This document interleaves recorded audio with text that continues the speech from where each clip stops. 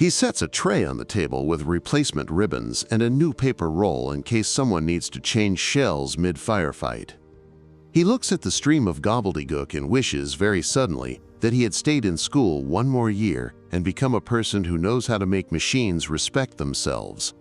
NTHE captain calls the embassy duty officer, the American one, in Moscow on a different secure line, because there is a choreography for these minutes and every figure in the dance needs to know where their hands are. The duty officer answers on the first ring, voice sharpened by distance and duty. "We're seeing the same," the embassy says. "The same." The room exhales a millimeter. The world is misbehaving in stereo. That is almost comfort. NTHE, embassy, adds a second sentence that the captain loves more than coffee. We are not on alert here. Not posture. Not readiness. Not anything with capital letters. People on Artemis Street are not running. That sentence reaches across oceans and takes the captain by the shoulders and insists, calmly, that his hands stay in their right places. Minute 8. The paper curls. The printer clacks with the cheerful indifference of a child banging a pot with a spoon. A senior official, hair perfect, tie asleep, eyes wide, appears in the doorway. He does not belong to this room at this hour, which means the room now belongs to him. He leans on the jamb with one hand and stares at the page, refusing to sit, as if sitting would commit him to an interpretation. Status, he says, which is code for tell me something unambiguous without lying to me. N2 circuits, the captain says. Both live, both receiving unintelligible content. Embassy confirms they see it. Ops center engaged. NMCC informed. No other indications of a crisis. NTHE senior official nods once, grateful for the nouns. What do you think it is? He asks. It is the most dangerous question a room like this can hear, because think is where guesses live, and guesses have teeth. No one answers. The silence is a fence they all agree to stand behind. In minute 9. The technician, who has been petting the backup printer with his eyes, notices a hiccup the way a mechanic hears a misfire that a driver never will. He leans in and sees that the commas in the nonsense have begun to align in a pattern. Commas are the least romantic of characters. They are also the most honest. They appear in rhythm when someone is trying to write like a person. He takes the translator's pad, writes 3 commas in a row, and asks, "Do these mean anything when they lean like this?" NTHE translator tilts his head. "Maybe," he says, because maybe is what keeps people from doing stupid things. When they want a yes so badly their hands shake. Minute 10. The NMCC line crackles and clears its throat. Be advised, a voice says. Soviet side reports an issue with a code page conversion at their primary terminal. They're attempting remedial action. No substantive message intended. Repeat, no substantive message intended. The voice sounds like a parachute opening. Right then, as if embarrassed by the intrusion of human certainty, the printer stutters, coughs, and stops. The paper jerks twice like a fish, deciding it has had enough hook. The machine goes from extrovert to monk. The room inhales. The curl of paper relaxes in the air like a wrist that has decided it can let go of the railing. NTHE senior official does not smile. He removes the hand from the door jamb and puts both palms on the back of the nearest chair, not to sit, just to share weight with furniture. Keep printing copies for the log, he says. I want 3 sets, 1 to ops, 1 to NMCC, 1 to state historians to feed their grandchildren. He is joking because joking seals the edges of fear and keeps it from spilling into the next hour. NTHE technician doesn't laugh. He walks to the printer and very gently touches the housing with the back of his fingers. It is warm. The warmth is ordinary. He pulls the paper forward an inch and tears along the serration with a sound that is the most domestic sound in the world. He stacks the pages like a dealer shuffling gilt. NTHE translator flips his pad over and writes a sentence he will never show anyone. We almost called. He draws a line through it so hard, the pen tears the paper. NTHE captain calls the embassy back. "We show line cleared," he says. The embassy repeats the phrase like a mantra. Line cleared. The two words are a floor you can stand on. For the first time in 11 minutes, the room looks like a room again and not a rehearsal space for voices about to audition for history. The senior official leaves with a nod that does not promise promotions or punishments. It promises sleep eventually. The courier takes the stack of pages and cradles it in both hands, as if it were a newborn that needs warmth more than it needs meaning. NTHE State Watch Officer writes in the log exactly what happened, exactly when, and exactly what everyone did not do. He knows the phrase that matters tonight lives in negative space. No call placed on the voice circuit. He underlines the words with a ruler because rulers are how you remind paper that it should behave. NTHE translator stays in his chair and stares at the last line the printer wrote. It is, infuriatingly, a half-character, the corner of a letter that wanted to be a letter and drowned at birth. He thinks about meaning and machines, about alphabets that think they are too clever to need people, about how easily a wire can turn a message into a mirror and ask you to read your own fear out loud. And in the hall, someone laughs too loudly about coffee.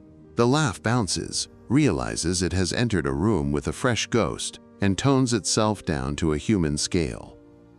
The technician puts the screwdriver back behind his ear, a gesture that means the emergency and the ordinary can shake hands now. And above them, the building hums the way it always hums, a giant animal asleep with one eye open. Outside, the river pretends to be made of silver. On the other side of the world, in a room where the light is harsher and the cigarette smoke draws tighter braids, a clerk finishes changing a setting that never should have been touched and writes a note to his supervisor that uses the only adjective that saves jobs in any language. Inadvertent. Inadvertent. Here, the captain looks at the clock and accepts what it says, 11 minutes. The number doesn't sound like much when you say it once. It sounds like forever when you count it with a heart. He adjusts the duty roster with a pencil that has been sharpened so many times it is all sharpness and almost no wood. He schedules a drill nobody will enjoy, but everybody will respect. He writes the word review in a box nobody can see from the hallway. NTHE translator stands. He stretches like a man who has been sitting on an airplane too long and is grateful to be on land again.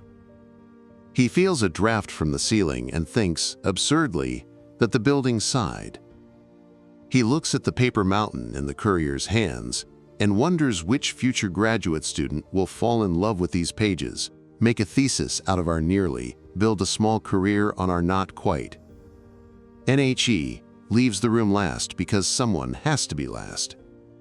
He flicks the light above the dead terminal off and then on again, a habit born of a childhood superstition that lights like to be thanked. He does not believe in ghosts. He believes in people who keep rooms like this honest. In another office, a phone rings. A diplomat answers and hears a voice speaking carefully rehearsed English with a Russian melody. The voice apologizes for technical difficulties. The diplomat apologizes right back. A ballet of politeness that would be funny if someone's hand hadn't hovered over a louder phone 10 minutes earlier. They agree to exchange formal notes in the morning. They agree to never say the word gibberish in writing. And downstairs, the machine sits. It does not know what it almost did. It is a machine. It prints what it is told, misprints what it is told to misprint, and sleeps when an operator tells it to sleep. It is not a villain. It is a lens, and lenses only become trouble when fog decides to be interesting. When the captain finally steps outside, the air is cooler than it has any right to be. The parking lot is a grid of patient metal. The guard at the gate nods in the way guards nod at men who have stayed later than they were supposed to. A nod that says, "I saw you arrive, and I am glad to see you leave under your own power." He drives home on roads that want to be empty and finds red lights where there should be none. He stops at them anyway, because discipline is not something you only practice at work. In an apartment 3 floors up from a street that saves its noise for daylight, the translator rinses a glass, sets it on a towel, and watches a drop crawl toward the sink as if it is trying to make up its mind. He laughs at himself for seeing metaphors in physics. He goes to bed with the window open and dreams in alphabets he does not speak. And at 6 o'clock, a cycle begins again. The room wakes without ever having slept. New coffee. New watch. Old machines that are grateful for oil and respect, and the fact that people refuse to let them be important unless they absolutely must. The log from last night sits on the desk, like a small animal that has decided it is tame. A new signature is added below the old one. The day stares at the pages and shrugs in bureaucrat. NBY afternoon, the event has a file number and a subject line bland enough to hide the pitch in everyone's pulse. DCL transmission anomaly, 003-014, no substantive content. It travels through offices that exist to turn alarms into paperwork. It will be briefed at a meeting where a table of smart, under-rested people agree on 3 action items and a line about ensuring continued reliability. Someone will promise a technical note about code pages and parity bits. Someone will write the phrase "human in the loop" and circle it twice. Someone will joke, and the joke will land. And somewhere within a city that holds both embassies and secrets, a man buys a new ribbon for a machine that should never have had to use the old one on nonsense. He walks past a newsstand that will never sell a headline about this because the best headlines are the ones that never get written. He buys a paper anyway, out of habit, out of gratitude, out of superstition. In 11 minutes. That is all it was. But inside those minutes lived a question big enough to cast a shadow over a hemisphere. What do you do when the only wire meant to keep panic out starts speaking in tongues? The answer, for once, was boring in the most beautiful way. You wait. You check. You cross-check. You tell the truth with small verbs. You let the machines finish their tantrum. You choose not to make the loud call. You let the world stay in its chair. We'll pick up from exactly here, when the phones cool, when the memos start, when the engineers pry open the casing and find the tiny settings that almost taught 2 countries how to misunderstand each other on purpose. We'll follow the paper to the rooms where people argue about how much silence a hotline can stand. We'll listen to the apology that sounds like a technical note. And we'll hold on to the humblest sentence a night like this can produce. The line cleared, and the world kept talking tomorrow. Morning made the room look smaller and more honest. Fluorescents lost their drama. The beige metal admitted it was just metal. The stack of curled paper sat on the desk like a small animal that had been loud in the night and was now pretending innocence. A conference table swallowed the pages and surrounded them with coffee, pencils, and people who wore sleep like a thin coat. The technician who'd kept his screwdriver behind his ear now had it on the table in front of him, a talisman and a pointer. The translator sat with a pad full of strange alphabets and even stranger guesses, ready to be wrong in public if that's what the day required. The captain, jacket on, tie straight, let his hands rest on the wood as if he were asking it to keep the meeting calm. Across from them, 2 suits from the building without windows. One engineer with the priestly patience of a person who speaks fluent machine, and one liaison who knew how to turn a sentence into a decision without bruising either. They began where nights like this always begin, with the clock. Every minute of the 11 was read back, in order, without fear and without embroidery. When the record arrived at the moment where the printer stopped, the room stopped too, one collective breath, as if honoring a small private truce between language and paper. Then the pencils began to move. What did we learn? The liaison asked. That we didn't already know. It was not a trick question. It was an invitation to be adult about luck. NTHE technician pointed to 2 blocks of nonsense on different pages. Primary circuit, he said, tapping the first. Backup circuit, tapping the second. Not identical, but cousins. That's consistent with a code page problem upstream. Same source rendered two slightly different wrong ways because of two slightly different converters. Explain it to the table, the captain said, and he meant explain it to me as if I were tired and honest enough to admit it. Every machine speaks an alphabet, the engineer began. Not letters, signals that map to letters. The older gear speaks in a 5-bit code, like piano keys that only know 32 notes. Newer gear speaks in 7 or 8 bits, many more notes. When those alphabets meet, two things must line up: which symbol equals which letter, and how to detect if a symbol arrived broken. Last night, one of the translators between alphabets woke up wrong. It mapped symbol for A to symbol for something else. And because the test string they were pushing on their side didn't carry the kind of self-checking we require on ours, the converter downstream here had nothing to complain about except that it sounded like music in the wrong key. So it wasn't a message, the translator said, quietly, to no one in particular and to everyone at once. It was a tune in a language we don't teach. That's right, the engineer nodded. A mistuned instrument in an orchestra that exists to make sure no one plays too loud. NTHE Liaison slid a sheet across the table. It was short, dull, on purpose. A note from the other side. A formal apology for technical irregularities. A description of a, quote, configuration inconsistency at their terminal. An assurance that no substantive content was intended. And a pledge to exchange technical details through the proper channel so that mutual confidence in the link remains high. No names, no drama, the language of grown-ups who would rather live to be bored again. No jewel lie 11 minutes, the state watch officer asked.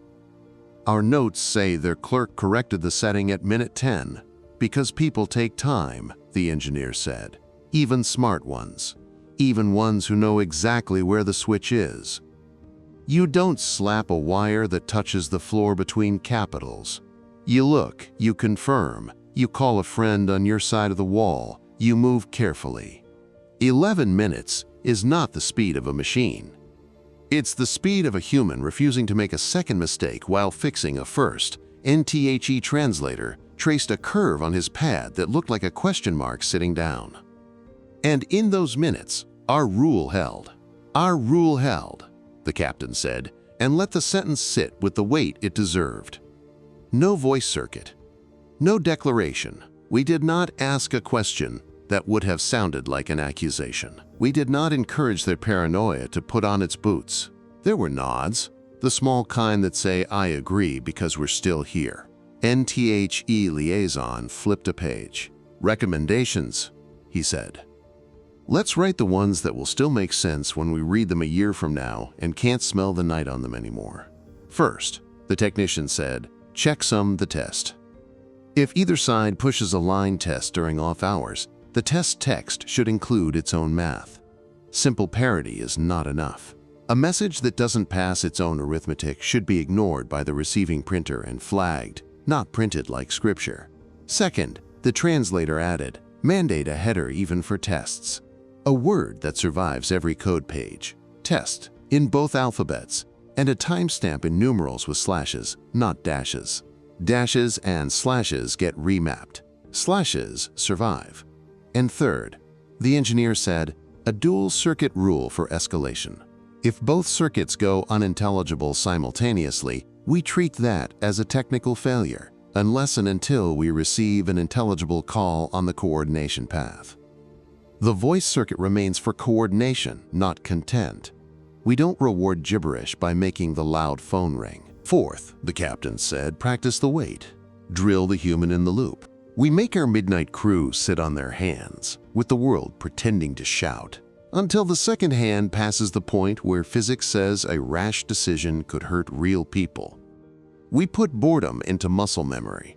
NTHE Liaison circled each item with a neat ring. Fifth, he added, write the minutes so a stranger would understand not just what we did, but why we didn't do the thing we were afraid of. Paper is cowardly when it comes to motive. We need to lend it a spine. They drafted a one-pager, language that could travel without becoming rumor. It stated the facts with the grace of a tax form. It recommended changes with verbs that sounded like instructions and not like scolding. It was exactly the kind of page that decides, gently, whether next time also ends in sleep. NBY midday, the page had made its rounds. People initialed the margins and pretended not to like that someone had found space for common sense in a building that manufactures rarity. A diplomatic note made the same journey in the opposite direction, full of apologies and adjectives fitted to the dignity of two governments that prefer not to say we had a lucky night. NTHE captain walked the pages down himself because sometimes a courier feels too much like an abdication. He liked the feel of paper. It reminded him that words weigh something, even when they deny it. On the way back, he stopped in the room and put his palm on the printer's housing, the way you do on the hood of a car that got you home in the rain. Good job, he told a machine that cannot hear and doesn't need praise. He was, of course, speaking to the people who had refused to let the machine become a character in its own story. And across town, in a brown building that writes large sentences in small rooms, an analyst ran last night's strings through a converter that could wear a dozen alphabets at once. He tried them with 5-bit Baudot and 7-bit ASCII, with parity, odd and parity even, with a Russian code page from a model that hadn't been built in a decade, with a model still under a tarp. He found words that almost became words, then refused. He found patterns that almost became patterns, then wandered. He finally wrote in his note, consistent with a mismapped test string, not consistent with structured content. He put the note in a folder that would be filed behind glass for a year and then forgotten until someone needed it to win an argument in a meeting where the clock was the only thing everyone respected. At the embassy on the far side of the wire, a duty officer drafted the day's account for Washington. He described 3 crucial absences: no airfield posture change, no odd traffic in the streets near the ministry, no unusual lights in buildings that normally sleep. He included the apology they'd received locally, careful to quote exact phrasing, and to avoid any adjective that suggested sarcasm. He ended with the line that matters most in such reports: at no time did we assess a shift in intent. In a room that did not have a name, 2 statisticians added a dot to a graph you do not show to television cameras, incidents of miscommunication versus escalatory responses. The dot sat with others in a quadrant labeled "No response initiated." The cluster was not small. If you build a wire meant to carry truth quickly, you also build a wire that can, occasionally, carry nonsense at speed. The trick of a civilization is not in the wire. It is in the hands that refuse to mistake noise for signal. NTHE translator went home on a bus that took the long route past the river. He watched the water mind its own business and decided to try the same. After dinner, he took the pad he'd used and tore off the page where he had written "we almost called" and then crossed it out. He set it on the counter and stared until the impulse to shred it passed. He filed it, not because he wanted to remember, but because forgetting felt like a lie. He labeled the folder with the date and the simplest word available: link. That evening, in a classroom with fluorescent lights and a clock that always ran a minute slow, a training officer stood in front of a dozen people who would likely take the midnight watch within a year. He passed around a photocopy of 1 page of the Gibberish. He told them, calmly, that this was not a story about excitement. It was a story about restraint. Your job, he said, is to make sure the wire does not own you. Machines are hungry for thresholds. People are hungry for patterns. Hunger is not a good reason to pick up the wrong phone. He made them practice sitting in silence for 60 seconds, while a speaker hissed white noise. Most of them fidgeted. One didn't. He made a note of the one and of the rest. He would train them all until silence felt like a decision and not a vacuum. Weeks passed, and the file grew boring on purpose. A technical annex specified that all future tests on either end would begin with a string of numbers that computed to themselves, so that any shift in alphabet or parity would be caught by arithmetic before it reached a human eye. A procedural memo reminded both sides that no test shall exceed 60 seconds without prior notice, and that non-conforming transmissions will be discarded automatically. A maintenance note commanded that converters boot into a known good profile at shift start, and that any profile change require 2 signatures. None of it was glamorous. All of it was the scaffolding under a bridge you only notice when it fails. Once, in a different season, the line would carry a message that was not gibberish and not friendly. It would be the kind of sentence that lands with the weight of a storm cloud, and the same people who had refused to panic at nonsense would refuse to underreact to meaning.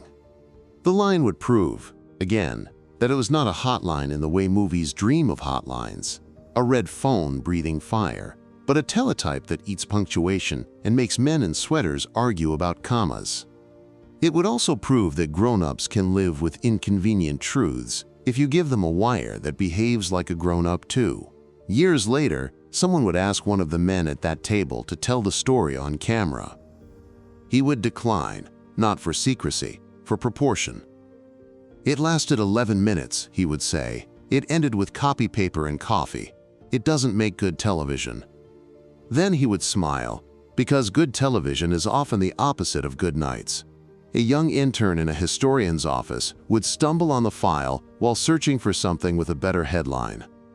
She would read the pages of nonsense and feel a ridiculous surge of affection for people she would never meet. She would write a paragraph in a monograph that 300 people would read and 3 would remember. It would say, "The best link between adversaries is not a wire. It is a culture that has taught its custodians to prefer boredom to drama."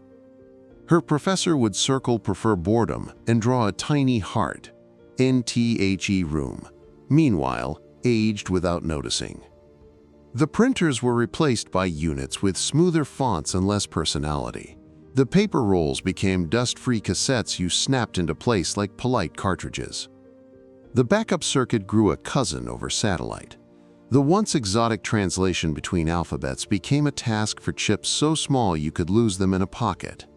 The screwdriver behind the ear gave way to a thumb drive on a lanyard, but the rule did not change, because rules that keep clocks from stopping do not need fashion. Every once in a while, the translator would walk past the room on purpose and stand in the doorway for a minute, letting the hum roll through him like a friendly tide. He would remember the half character at the very end of the night, the corner of a letter that drowned, and feel an old gratitude for the way that fragment had refused to become meaning. He would nod to the new crew, who would nod back without knowing precisely why they felt seen. NTHE technician eventually took a job where his screwdriver frightened other machines into good behavior. The captain grew into responsibility like a man grows into a dependable coat, slowly, and then all at once. The liaison learned to love sentences that start with recommend and end with implemented. The engineer retired after decades spent convincing wires to remain humble. The machine, replaced, was rolled into a storeroom, tagged and forgotten until a museum curator came looking for objects that had touched history without leaving fingerprints. On the anniversary nobody marked, the river looked the same as it always does when it has decided to be reflective. The building looked like it always does when it has decided to be ordinary. Inside, someone sharpened a pencil. Someone else brewed coffee, whose smell admitted to being coffee. A watch officer, different face, same posture, rested his palm on the printer, not for luck, just for balance. If you asked him what the job was, he would not say words like deterrence or stability. He would say typing. He would say waiting. He would say telling the truth with small verbs. He would say not picking up the wrong phone just because it's louder. Then he would apologize for being dull and invite you to watch nothing happen for an hour, and if you were wise, you would say yes. There are stories in the Cold War that end with medals and speeches. There are more that end with someone filing a page and switching off a light. This one belongs to the second family. It is a story about a wire that forgot itself for 11 minutes and a handful of people who didn't. It's about the arithmetic of caution beating the poetry of panic. It's about two capitals choosing to describe a problem as technical and then treating it as exactly that, Not as prophecy, not as provocation, not as a chance to rehearse being brave. NSO, we say the ending out loud, so that it cannot pretend to be mysterious. The apology went both ways and was accepted. The procedures were tightened. The tests learned to carry their own proof. The printers learned to refuse nonsense politely. The room taught the next watch how to wait without chewing through their lips. And the line, which had flirted with mischief, went back to being the kind of friend you only appreciate after it leaves, and you realize how quiet you were when it was there. And tomorrow arrived on schedule, like a bus in a city that respects its roots. The link did what links should do. It made surprise work harder. It taught people that sometimes the bravest act is to treat a mystery as maintenance. It reminded anyone paying attention that not every story needs an audience to become a victory. NTHAT is our ending. No trumpet, no siren, just a room that stayed in its chair, a wire that learned again to be a servant, and a stack of paper that proves, in the plainest possible way, that the world can survive 11 minutes of nonsense when adults are in the loop. NIF, you must have one line to write on the spine of the file. Write this. The wire spoke in tongues, and the humans refused to answer in panic. Then close the folder, put it back exactly where you found it, and let the world keep talking tomorrow.